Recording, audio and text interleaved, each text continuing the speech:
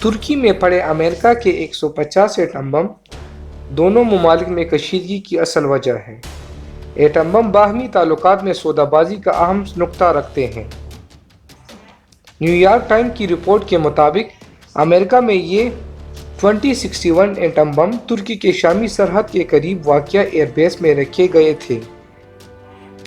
اس صورتحال میں ترکی کے شام آپریشن کی وجہ سے ٹرمپ نے ان پر پابندیاں لگانے کا اعلان کیا۔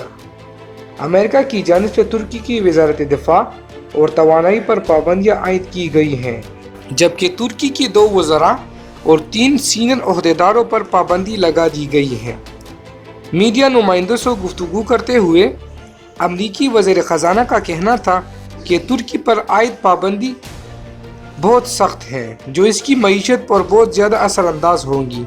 امریکی وزارت خزانہ کی جانب سے جاری بیان میں مزید کہا گیا ہے کہ ترکی کی وزارت دفاع اور توانائی کے خلاف کارروائی کی گئی ہے، جبکہ ساتھ ہی وزیر دفاع اور توانائی کے خلاف بھی ایکشن لیا گیا ہے۔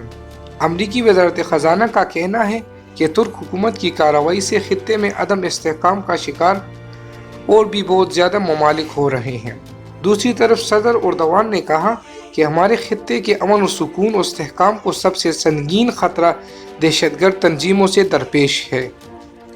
داعش جیسے شیطانی نیٹ ورک کی موجودگی نے اس امر کو مزید اہم بنا دیا ہے کہ ہم علاقے کے تحفظ میں تعاون کریں۔ ہم نے پچھلے 8 سالوں میں شام میں دیکھا ہے کہ دہشت گرد تنظیموں کا خاتمہ ممکن ہے۔ ہمارے ملک نے دہشت گرد تنظیموں کے خاتمے کے لیے 9 اکتوبر کو ایک اہم قدم اٹھایا۔ صدر ایردوان نے کہا کہ آپریشن چشم امن 2 اہم اہداف رکھتا ہے۔ پہلا ہدف شمالی شام میں دہشت گردوں کا صفایہ اور آپریشن کا دوسرا ہدف 8 سال سے ان کے وطن میں مقیم 30.5 لاکھ شامی مہاجرین کی امن و سلامتی کے ساتھ اپنے ملک میں واپسی ہے۔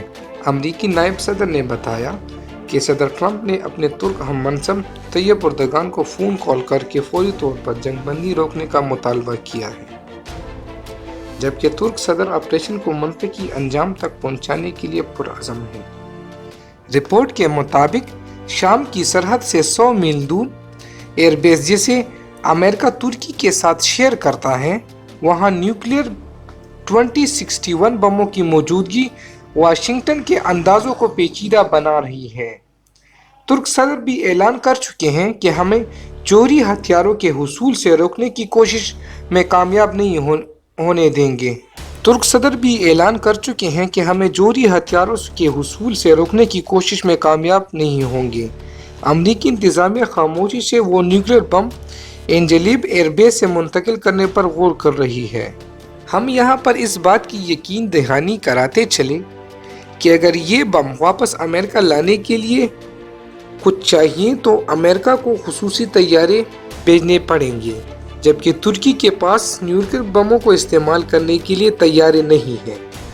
ایک سابق امریکی افسر نے بتایا کہ اس دور میں ان نیوکلیئر بموں کو واپس لانے کی باتیں ہوئیں، جس کی وجہ سے 2016 کی ترکی میں فوجی بغاوت سے پیدا ہونے والے سیکورٹی خدشات تھے۔ ترک حکومت یقینی طور پر شام میں دہشت گردوں کا صفایہ اور گزشتہ 8 سال سے ان کے وطن میں مقیم 30.5 لاکھ شامی مہاجرین کی واپسی میں کامیاب ہوں گے، اور طیب اردگان کسی کی نہیں مانتے اور ایماندار مانے جاتے ہیں۔